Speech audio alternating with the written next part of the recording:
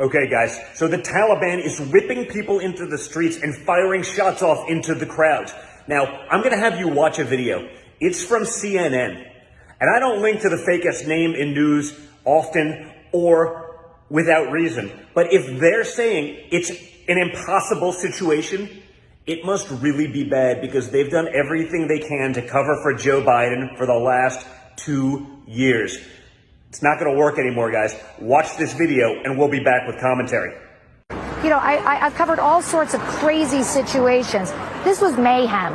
This was nuts.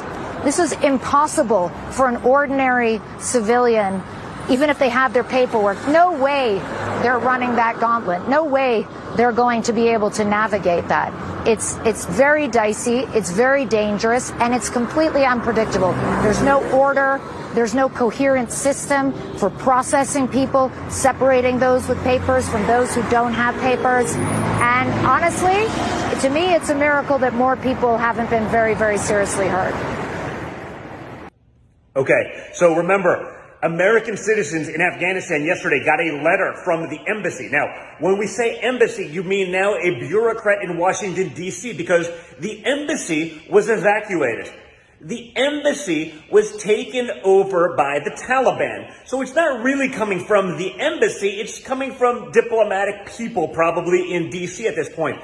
But CNN is saying, after they said, make your way to Hamid Karzai Airport, we'll try to get you out over the next couple of months, essentially, because at the rate that they're going, when they said 600 people, 700 people in the last 24 hours, if it's 40,000, which is the high end of the range of people, because they don't even know, this administration didn't even bother to figure out how many Americans are there before they pulled out, before they gave up Bagram Air Force Base.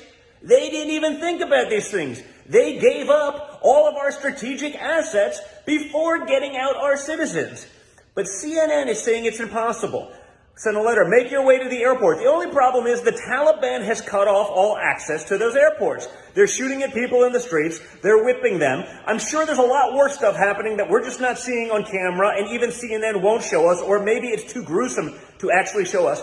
But this is the situation that Joe Biden created. This is his disaster now because he altered the plans to try to take credit for it. If CNN is saying it, folks, it's really, really bad. They said they couldn't protect people getting to the airports, but they told them to get there anyway. But now the Taliban has choked them off. So is this perhaps the largest hostage situation ever? I mean, because if the numbers are right, 10,000 to 40,000 Americans trapped, cut off from American military, cut off from their access routes to get out of the country, 10 to 40,000 people cut off, locked out by the Taliban. That may be the biggest hostage situation in American history. There may be others. I'm not aware of them, but it's really big and it's really bad, and someone needs to be held accountable. Whether it's Joe Biden, whether it's Kamala Harris, who's also missing, whether it's the generals who are too busy preaching about critical race theory and wanting to learn about white rage, maybe it's all of them, because it should be all of them. They should all be held accountable. They should all lose their jobs because enough is enough. They created this mess. They own it. And unfortunately, it doesn't seem like there's a way they can actually fix it because they're so impotent and they've given up.